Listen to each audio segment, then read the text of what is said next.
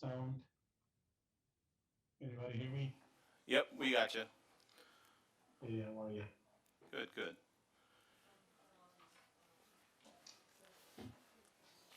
So Juan, just a heads up, we are going to move the bylaws up on the agenda, just so we can get that done ahead of time before we get into the other items. Supervisor Barger's technically the appointee at this point, but she does have the ability to designate someone to take her place, which is going to be Anish. Anish, are you on?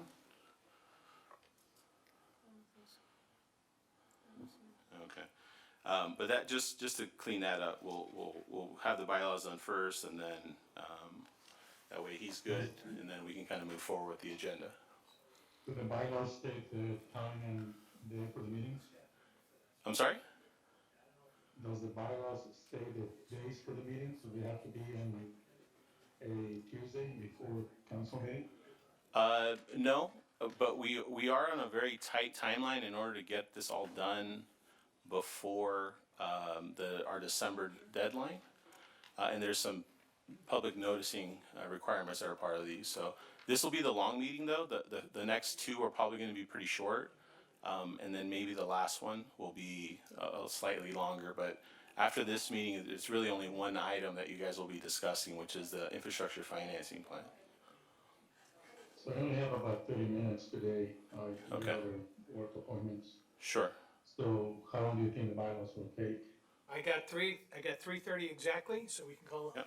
we can move this along for you. Right. Okay. Yeah, so to me. All right. Ms. Luis, you wanna go ahead and, Yes, so good afternoon, everyone. Thank you for joining us. We're going to go ahead and get started for the Palmdale EIFD Public Financing Authority meeting. We're going to go ahead and start with the Pledge of Allegiance. So if you guys would stand and join us. Repeat after me. I pledge allegiance to the flag of the United States of America and to the republic for which it stands, one nation, under God, indivisible, with liberty and justice for all. Perfect. thank you. We'll go ahead and go with roll call. Board Member Hoffbauer, Here, Carrillo, Here. McLaren Gomez, Here. Barger, and Knippel. Here. We have a quorum. Open it up to public comment. So now is the time for public participation for any person wishing to speak to the PFA on matters listed or not listed on the agenda within the jurisdiction of the PFA. If you're attending the meeting by phone, please press *9 to raise your hand. If attending by personal computer, please click and raise your hand and click the raise your hand button. Press *6 to unmute yourself. State your name and begin speaking. Please note there is a 3-minute limit imposed to each speaker. Do we have any public comments? I don't see any.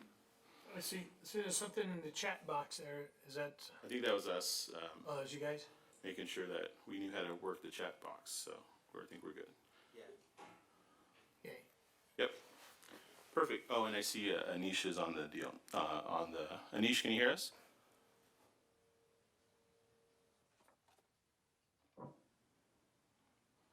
We'll let the record show that he shows Yeah. there. Perfect. Okay, so the only thing we would ask for the board, two things. One, normally we would do a Brown Act presentation for the board members. You are all seasoned pros of this and currently serve on one or multiple public agency boards. So it is available, and we would be happy to provide that presentation to the group at a future meeting if it feels necessary. So just let staff know, and we'll be happy to do that. If not, we'll just, again, I know you've all received the training before, so we should be okay, good to go. Okay? Perfect. The only other thing that we staff would ask is to move item number 7 up on the agenda, the approval of the bylaws, and that's just to allow Anish to get settled in as an official board representative for the PFA. So I'll move that we move item 7.1 up. Any objections? No. Agreed. Everybody good with that? I think it's unanimous. Perfect. Could you provide some clarification? I think there was a question about the board secretary. Is that something that's normally required on this for one of the elected or appointed officials, or is that a staff position? Normally it's not, you're correct. We did try to follow Carson's EIFD, Public Financing Authority model, and they actually had a secretary from the board actually elected. After giving it more thought, it probably would make more sense to have a staff secretary handle all those responsibilities and just modify it so we would only have a chair and a vice chair for this particular board. I think if we can make the modifications to the bylaws to clean that up pretty easily, and if that's the desire of the board, we'd be happy to make those modifications.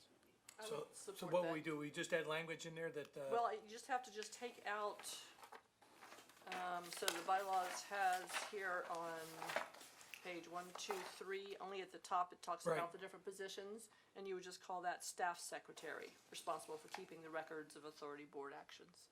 so should we do that, maybe bring the language back on that? Sure. To the effect of, the secretary shall be, maybe appointed by the board of directors?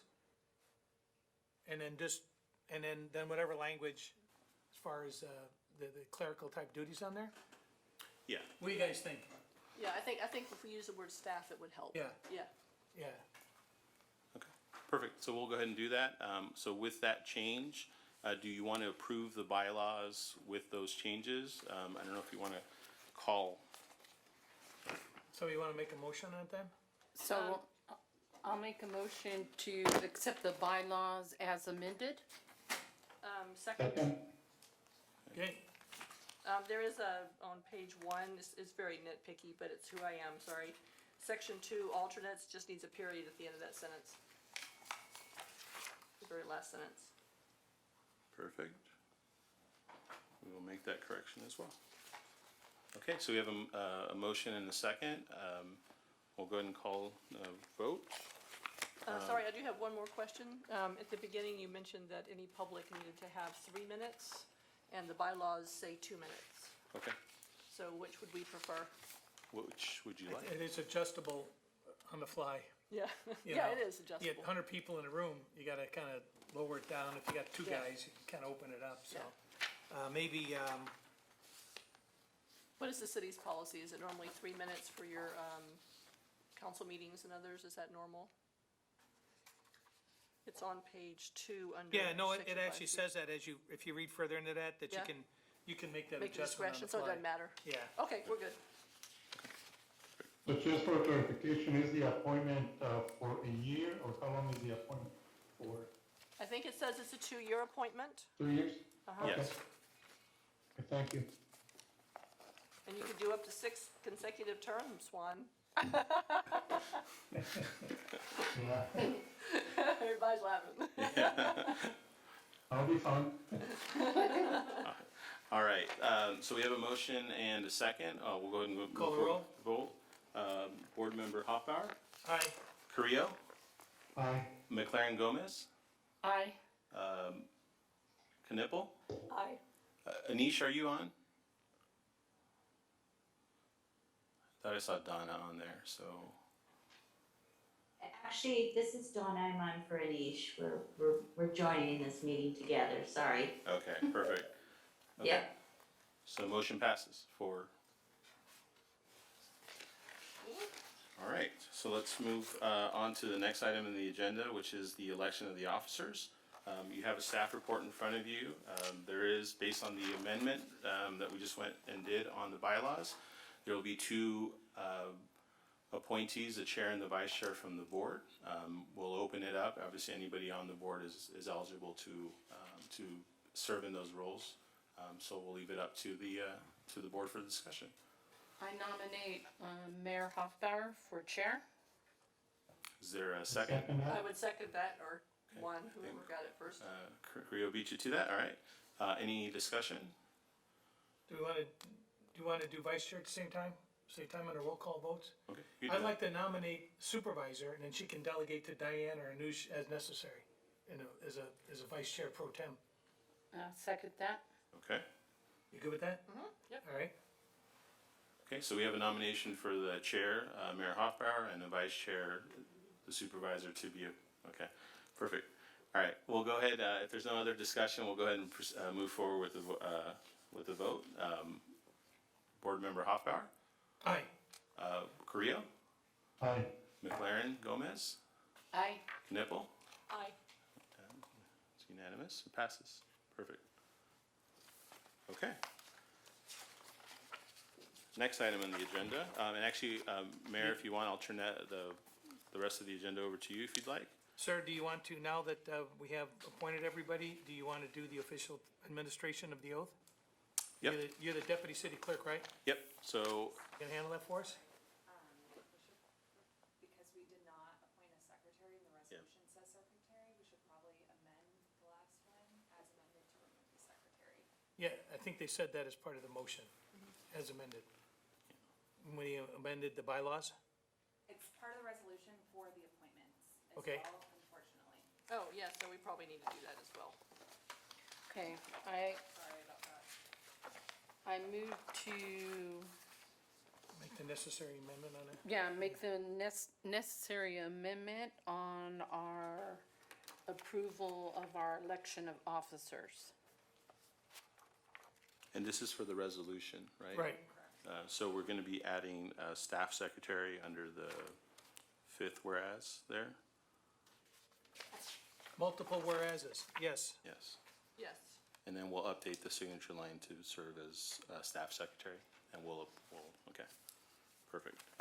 Thanks. Is there, so there was a motion, I believe? Yes. And there was a second? I'll I'll second. second that if there is no second yet. Okay, Got a mo- call the roll. Board Member Hoffbar, Aye. McLaren, Gomez, Aye. Knipple, Aye. Carrillo. Aye. Okay, motion passes. All right, my apologies. We do need to do the oath of office here. So we'll do it, if you don't mind, we can just do it all together, one big happy family. Perfect. So if you guys could all stand, raise your right hand and repeat after me. I state your name, Aye. Aye, Steve Alpart. Juan Carrillo, do solemnly affirm Do solemnly solemnly assert affirm that I will support and defend that I will that I will support support and defend the Constitution of the United States the the Constitution Constitution of the United States and the Constitution of the State of California and the Constitution of the State of California against all enemies, foreign and domestic, against all enemies, against all foreign and enemies, domestic, foreign and domestic, that I will bear true faith and allegiance that I will that I bear will true bear true faith and and allegiance to the Constitution of the United States to the to the Constitution of the United States and the Constitution of the State of California, and and the Constitution of the State of California, that I take this obligation freely that I take this obligation freely without any mental reservation without any mental reservation or purpose of evasion, or or purpose, purpose of evasion, and that I will well and faithfully and that I will well and faithfully discharge the duties upon which I am about to enter. discharge the duties upon duties which Which I'm about to enter. Perfect, congratulations. David, tongue could I tie. get you the, Yeah, That's a oh, tongue we all tire. got them up here? yes. You gotta take one, and And it's, there you go. Excellent. Juan, we've lost your head. Yeah, we just see Juan smile, but. All right, there it is. Here, you gotta get one. There Yeah, you there go. you go. Down there. Hold on, one. Getting a workout today. Why'd you give the phone to the kid, Dave? There you go. He's getting- Yay. Perfect. Thanks. And then if you should all have the oath of office in front of you, if you guys can sign both copies for us, and we'll countersign and make sure you get a copy. Councilman Creo, we'll make sure you get yours, and we'll make sure. Yeah, that's okay.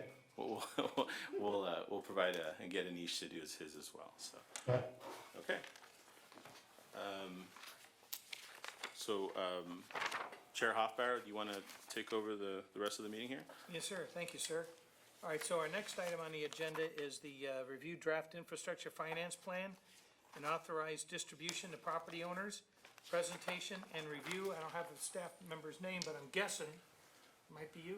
Yeah, actually, we're gonna have, we have some representatives from Cosmont companies joining us virtually. We have Felicia Williams and Brian Moncrief. Excellent. We'll also be filling in as well, so I believe Felicia will be sharing her screen, and she'll be taking over the presentation. Felicia? Thank you, Louise. Can everybody hear me? Oh, yeah, well, Yes.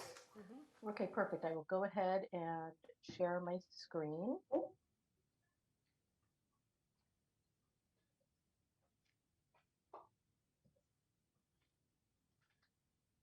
Okay, how's that? Everybody can see that okay? Yes. Perfect.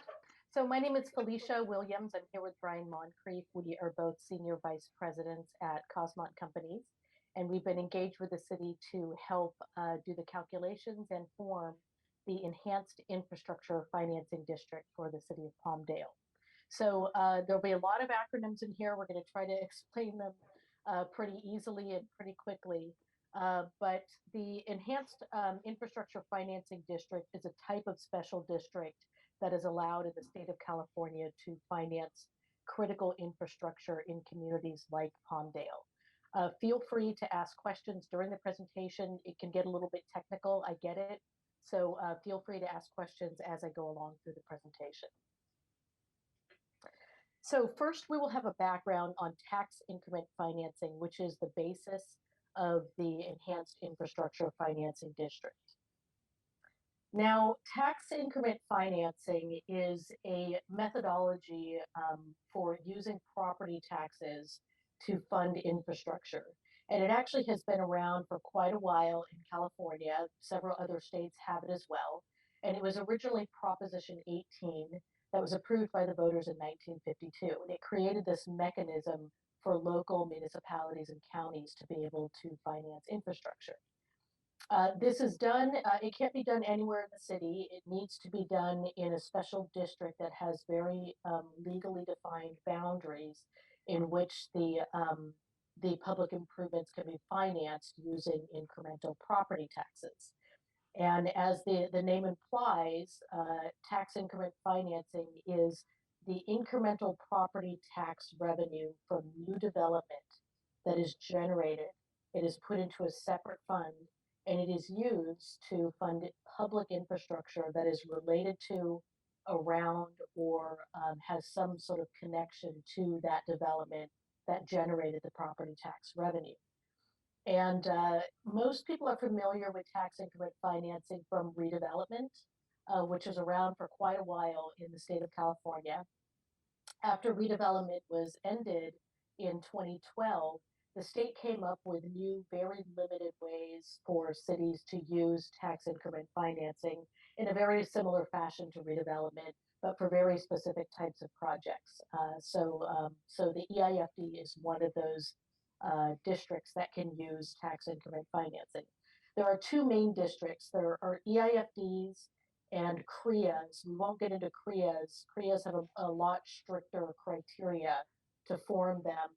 But the Enhanced Infrastructure Financing District is a tool that there are quite a few of them that are being formed in Southern California. There are about 5 or 6 enhanced infrastructure financing districts that have been formed throughout California. And we do have a list of some of the ones in Los Angeles County. And what they do is they address major infrastructure investments. And again, this is public infrastructure, so not private utilities or infrastructure on private property. This is really roads, streets, parks, public buildings. And they address major infrastructure, sustainability, and also housing needs that are very critical in the state right now and are a top priority for the state, the county, and the city. These districts allow a city to use tax increment financing. And the way the laws that are set up now, a little bit different from redevelopment. Whereas redevelopment, anyone who was a taxing entity in that district was subject to the redevelopment plan. In this case, the city or another entity can form the EIFD and then has to request the participation by affirmative action of another taxing entity, which is the county in this case. So that's why we have county representatives on this board. And so cities, counties, special districts can form these districts, but school district property tax cannot be included. That's one big difference with these districts. So on the next page, these are some of the technical aspects of EIFDs, and we won't go into a lot of the detail here, but since being formed in 2014 by SB 628, there have been 5 or 6 bills that have amended this law. It's still sort of a work in progress, and we discover every year there are things to be improved. There were just 2 bills that got signed by the governor that also provide improvements to EIFD. So this is still a work in progress. And as you can see, They are about 45 to 50 years in length, and that's probably what you've seen in the infrastructure financing plan. We estimate about 50 years in length for this EIFD to last.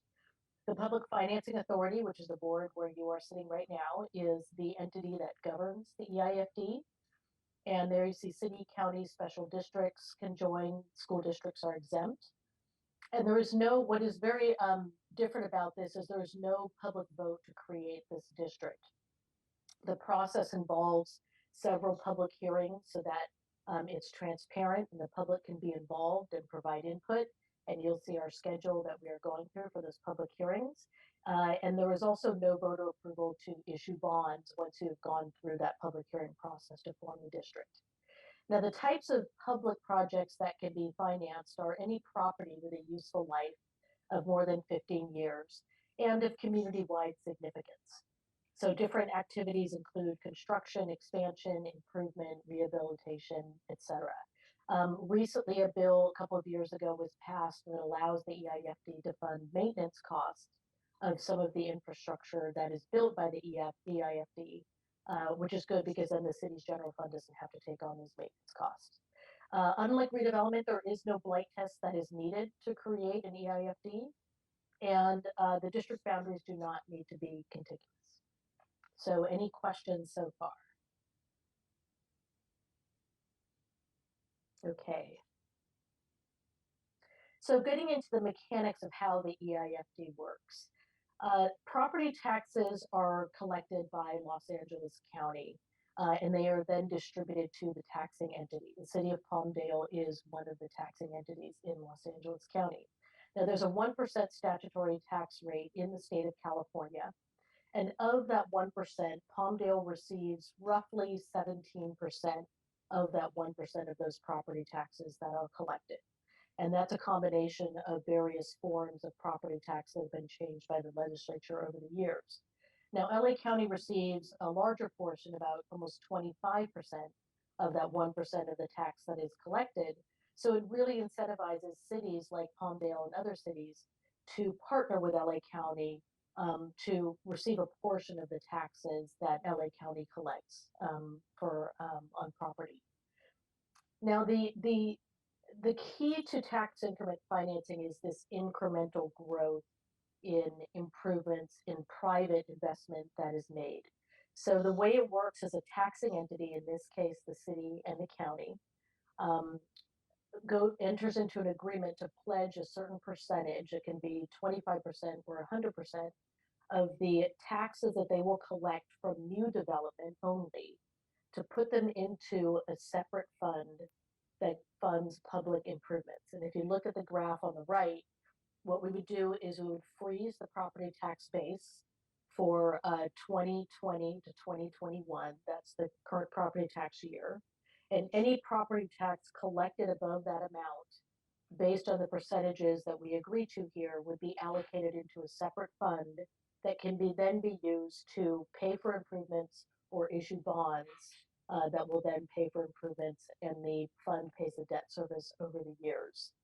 And this one important thing to point out is this is not a new or increased tax. You may have heard of assessment districts or Mello-Roos or community facilities district, which is a special tax in addition to what you would pay. And this is not an additional tax. It is merely an allocation of the incremental value of taxes that are received from new development into a separate fund so that those monies can be bonded against in order to build infrastructure. So very important that this is not a new tax. So any questions there? Yes, this is Okay. Diane. Just Yeah. a quick question. So I'm a little new to this. So if we freeze the tax revenue, we then apportion a percentage of that tax revenue to help support building new infrastructure on certain properties to bring in new investors. Is that correct or not? So that is the concept, that if new improvements, if a new office building goes in near Plant 42, and you take the incremental property taxes from that, you would then invest in infrastructure that helps other investments come into the area that then generate more property tax. Okay, so you So it wouldn't does- necessarily do your infrastructure work first, say for gas lines and water lines, before you had a buyer. Is that correct? So some of that, some of the infrastructure would need to go in first. There's a Yes. little bit of a timing issue here Yeah. that if that new office building does need, you'll see the various areas of the city, if you need sort of water and sewer and those sorts of things to be able to build housing, then perhaps the commercial properties, the tax increment from there would fund the water and sewer that would then help the communities to build the housing, which would be the workers for Plant 42 and the office buildings, correct? So it's sort of a community-wide issue, but you're right that there may not be enough revenues to pay for the infrastructure up front. So generally, the way that's done is you would either have a community facility district, which is a special tax, which is being contemplated here, or you would apply for state grants and other monies that would allow you to build the infrastructure sooner, and then pay that back with the tax increment that was received later. You So just that, answered so my the bonds, question. the bonds pay for the, work that's gonna be done, and then when when the base tax is increased, because now you've got development coming in there, that increase in the base tax, that increment is what helps pay off those bonds and Right. fund Exactly. future development, Right, so. gotcha. Yeah, Okay. the chicken and the egg thing. Yeah, Yes, yes. And there's a timing issue here, but other cities have done it by applying for grants or doing other things while the money is building up and the new development comes in. So great. the timing is very important, and I think that's why we're focused on freezing the tax base this year before some of the new development comes in, so we can capture that. Great, thank you. Sure, thank you. So this is just an illustration. This is directly from the legislation about the types of public projects that can be built.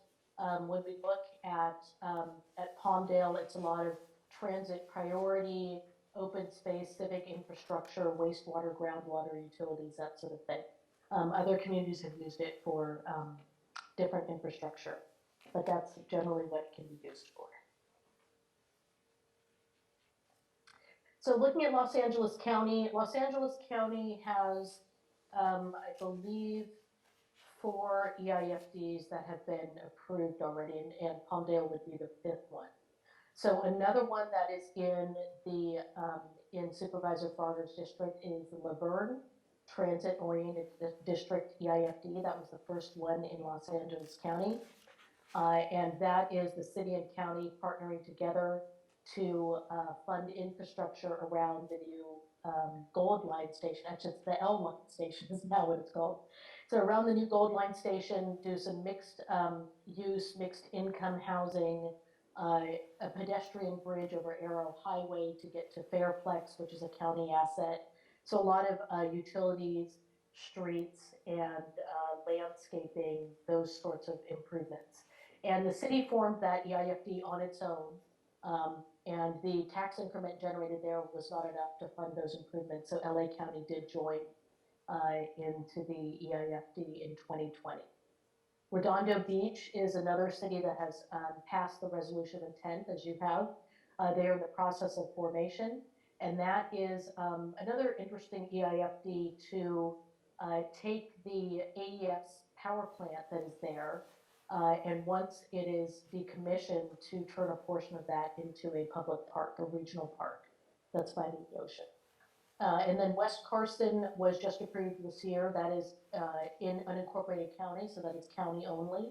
And that is looking at a lot of transit-oriented improvements around the Harbor UCLA facility, along with some biotech incubator assistance that's going in there. So really kind of connecting jobs and transit, much like Palmdale, which is trying to get the jobs housing balance and sustainability out in the Antelope Valley. So those are 3 of the EIFDs that are in LA County. And now I will turn it over to Luis to go through some of the details of the Palmdale EIFD. Just let me know when you want me to advance the Okay, slide. thanks, Alicia. Thank Yeah, you, go ahead and Felicia. hit the next Yeah. slide. Sorry, before you start, I just have to let you know that I'm leaving the meeting. I don't want to be rude and just disappear. but I have to go. So thank you guys. We'll talk to you soon. Thanks. Thank you, sir. Thanks, sir. Yes. Yeah, so one of the big focuses in trying to develop this partnership with the county is to find mutually beneficial projects and ways where we can help each other, that not just for the city but obviously for the bigger region. The city is very fortunate to be working on some of these large profile projects like the regional airport, the High Desert Corridor, and this new multimodal station that will be the future home of the high-speed rail and High Desert Corridor, or the high-speed rail. And obviously transportation is a big priority for the county as a whole. Trying to get people off the freeway and find different ways to get people moving is very important both to the city and to the county. One of the other priorities for both is trying to create more high wage jobs here in the Antelope Valley. Again, unfortunately, we have over 70,000 people that commute out of the valley every day. We want to try to create some more of those job opportunities here. So this is a good opportunity for us to support some of the activities that are happening over at Plant 42, allow for the long-term expansion and growth and development of that area. And like Felicia mentioned at the beginning, really focusing on how do we leverage our investments with using these money of public infrastructure that can help attract and accelerate new private sector investment that'll help create the jobs, help improve quality of life, and get some of the people off the freeway. And then lastly, housing is a big priority for the entire state. There's a lot of challenges to getting new housing opportunities here. So how can we work together and use this EIFD to help springboard some of those projects for moving forward? Next slide. As Felicia mentioned, the benefits of the EIFD is that the boundaries don't necessarily have to be contiguous. So we looked at areas that were primarily been undeveloped or underdeveloped or had a lot of potential for growth long term, and that's how we came up with these three primary areas. Our aerospace corridor, which really focuses around the Plant 42 area, our commercial center that is kind of along the freeway and some of the downtown and Palmdale Boulevard, and our new Palmdale Transit Area Specific Plan area, which is just down the street here. And then from a residential standpoint, one of our largest housing opportunities out as part of the Ritter Ranch and Anaverde residential project. So we believe that through the investment of the EIFD, this partnership could help bring $1.2 billion in new tax increment over the 45 or 50 year period there. Next slide. The little green circle? Mm-hmm. The 4 points area there in the corner? Yeah, that's by 4 points? Yes. What are the boundaries on that? Essentially around the 4 points area, down across 47th and Pure Blossom, down to the southern side. So it actually hits all four corners there. Okay, so that's the area that where we've had problems with in the sewage and the water getting in down there. Absolutely. Okay. And that's part of what you'll see in this next slide. I'm sorry. That we try to be strategic about the areas that we picked and then the types of projects that we would fund as part of this initial phase. So again, a lot of things can happen over the next 40 years, but we tried to come up as part of the infrastructure financing plan. What are those projects that we can help fund and should be focusing on to help accelerate some of that private sector growth? And you'll see we broke it up in two phases. We had lots of conversations with county, their public works staff, and to try to identify some of these larger projects. And again, you'll see a lot of areas that for those that are familiar with Palmdale and have been here for a long time, those areas that a lot of residents say, hey, look, we have plenty of land here, how come we haven't developed it yet? Well, guess what? There's a $5 million sewer project that would need to be extended to that area before it could happen. Or there's no, a drainage basin, a large regional drainage basin is needed. So a lot of these projects help identify some of those and invest some of those funds to help finance that. Although most are in the city of Palmdale boundaries, you'll see, especially with the areas around Plant 42, there's really more of a regional significance there, and really to help push both City of LA, LAWA, and the area that unincorporated pocket there, that's just prime for growth and new projects, have an opportunity to help bring something to the table, and that's why those areas are there. The two other large projects that I just wanted to point out from this list that tied to Plant 42 is the Avenue M overpass project. If you drive out there at Diane, I think you know, if you're out there at 3:30 anytime during the week, you'll see the traffic that's built up there.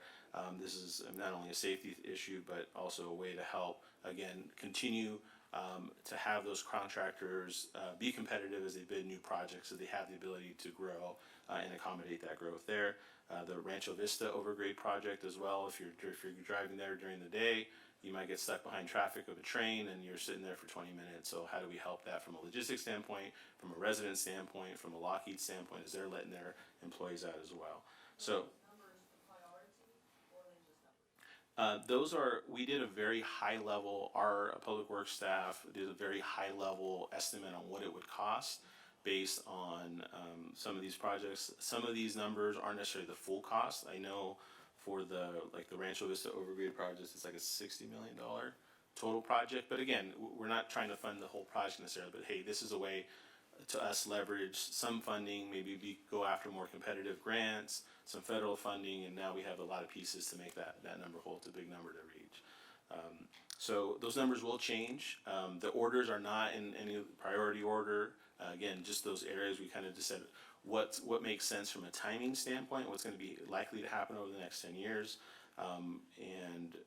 Again, just in terms of just generally what makes a lot of sense, or if there's some things that are already in the works, or we can, again, work together with other projects on there. The great thing about this board is as we move forward and the funds start being collected through the tax increment, and you guys have the ability to shift and reprioritize. The important thing that I think Felicia will hit on a little bit later on is that the projects are included as part of that infrastructure financing plan for at least these next deals, and then it's a lot easier to reevaluate. Because again, what we think is going to is important today and a high priority may be addressed either through the private sector in a few years, or maybe there's a higher priority that comes along, and we just want to have some flexibility for that as well. Okay. I'll turn that back over to Felicia now. Thank you, and we'll go through the infrastructure financing plan components, but one of the big parts of the plan is this list that County Public Works and City Public Works came up with. Anything that can be funded by the EIFD has to be in the plan and on this list. And if this list changes, it needs to be amended later. So it's very important to get sort of a wide, it's kind of like our annual CIP plans. You want to have a wide range of projects so that when the timing changes and the project changes, you have authorized to fund them as opposed to adding them later. So this really is kind of a wish list, as you mentioned, Luis, on the infrastructure that we believe is needed at this time. Felicia, Yes. or Luis perhaps can answer this. So we have the ability to leverage these funds against other funds too, so that other grant projects or, grant funds or other sources of funding come down the pipe. We can use this as part of the overall project, correct?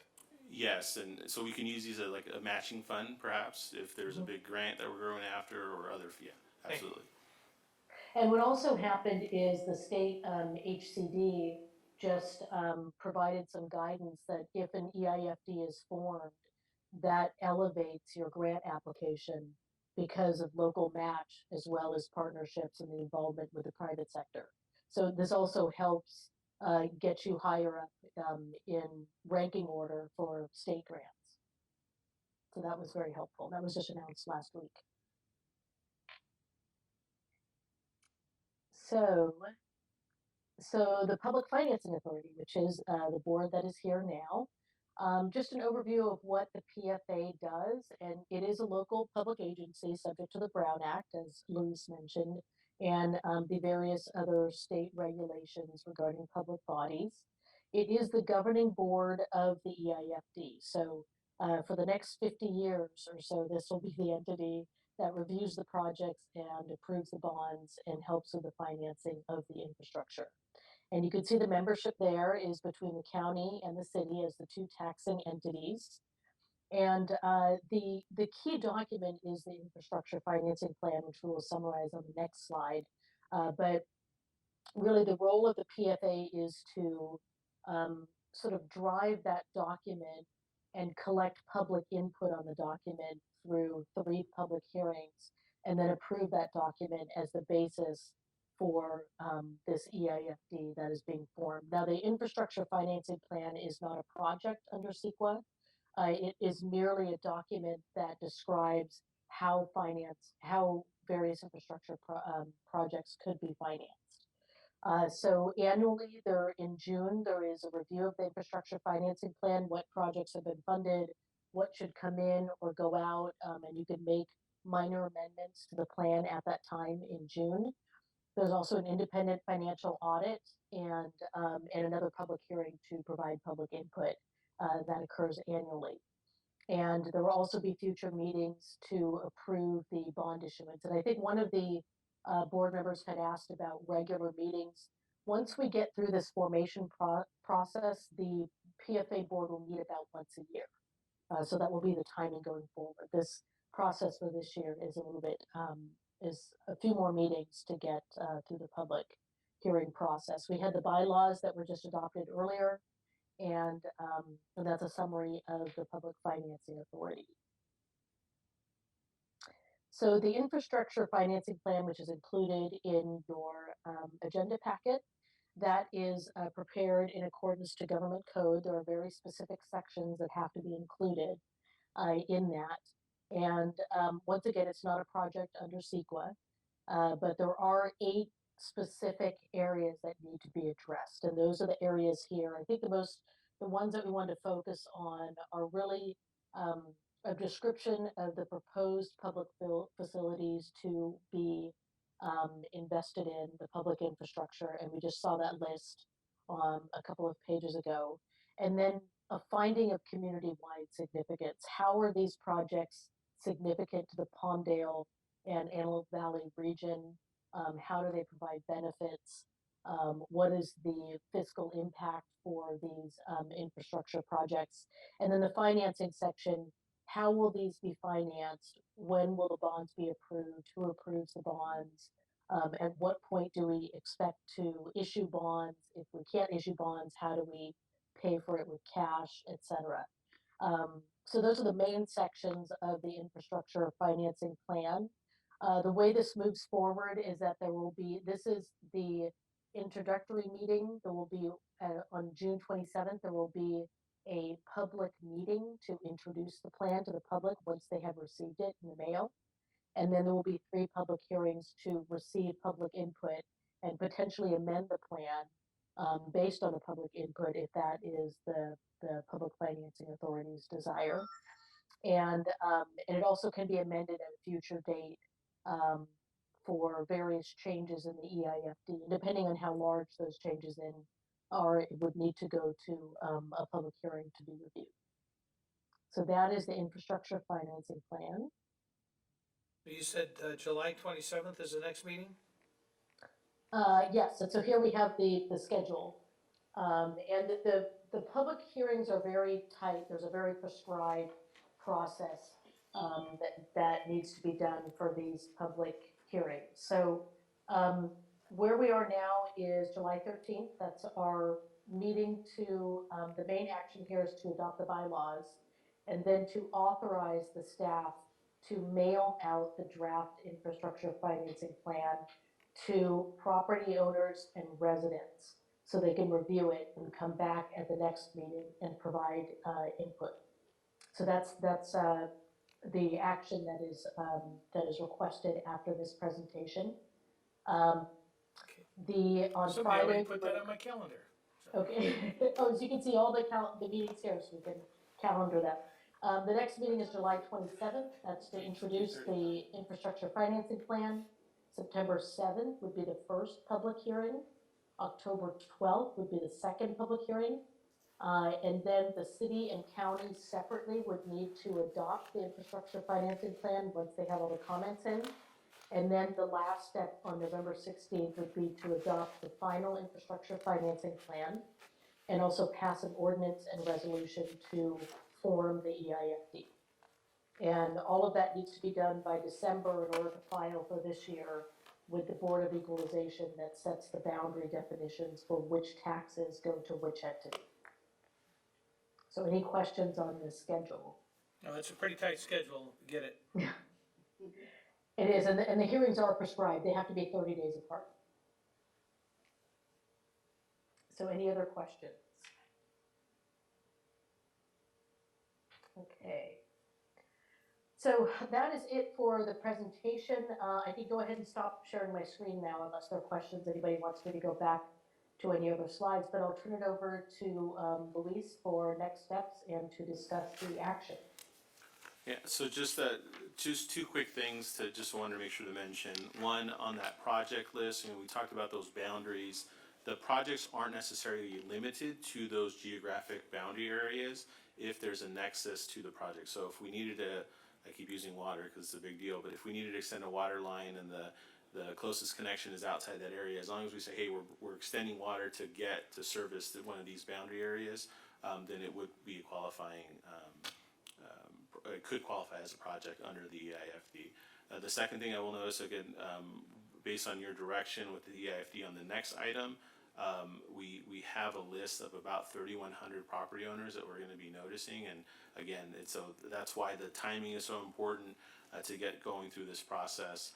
And I will mention that I know we've only had a short time with this draft. We're going to be looking at the IFP at least 3 different times over the next couple of months. So don't feel like we need to start making edits and amendments at this point. Feel free to take your time, go through it. As we start the public hearing process, you'll have an opportunity, and we can bring those to discussion at future meetings. Can we make sure that as these get ready to be distributed, that the board is notified? Because usually what happens is, all of a sudden we get a phone call from somebody, and so just, we could get a heads up when they go out, that would be helpful. Absolutely, and we have a very tight timeline, so we actually know the dates that we're going to be mailing these out. But what we'll do is we'll make sure to share the master schedule that has all the 10-day notices, 30-day notice periods, so you'll know everything that's going to be happening over the next few months. Okay. Anything else?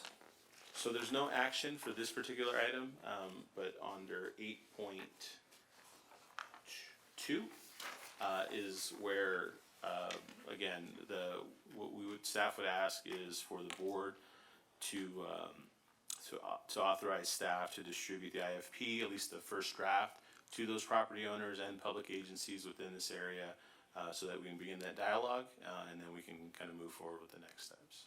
Okay, do we have a motion? I'll second. You just made the motion. I was asking for one. I try not to do it unless nobody moves. And then I'll second it. Okay, so we have a motion by Knippel, a second by Kathy McLaren Gomez. Okay, we'll call the roll. Chair Hoffbauer, Aye. Board Member McLaren Gomez, Aye. Board Member Knippel, Aye. motion carries. There you go. Okay, any other, So if I was a property owner, what type of letter would I be getting that explains this in layman's terms? So the city's created a website that has all of the documents, the maps, kind of a brief overview of the process. The notice will direct everybody, we don't want to mail the whole packet to that many people, but staff will be on hand to help answer any questions and to kind of give the overview. And then even these meetings will be recorded and shared, so again, they can follow along throughout the process, so they can understand a little bit better. Okay. So. Great. And if you do get any calls from anybody, again, staff would be happy to help take those, either ourselves or Cosmon, to help answer any specific questions that they may have, sorry. excellent. Kathy, anything? No, I just look forward to having it out, and it looks like a tight schedule, but by doing this, we'll get in and start it rolling. So, I remember being up in Sacramento and trying to explain EIFD to people up there that couldn't spell EIFD when this first started being discussed. So this is a monumental and momentous occasion for me personally, because we worked really, really hard with the league and in my former position at SCAG and with the Contract Cities Association to move this forward. So and as kudos you to can everybody see, involved. yeah, we're one of the few that are getting started and Yeah. up and going, so that's, Anything now? Do we have the county rep online? Did anybody else have anything online? You good? Donna, did you have anything? I know, thank you. Okay, well, anything else? Otherwise, with the motion to adjourn? Motion to adjourn? Okay. I'll second that. No objection, so ordered. Thank you very much. Thanks, Thank everybody. you. Thank you.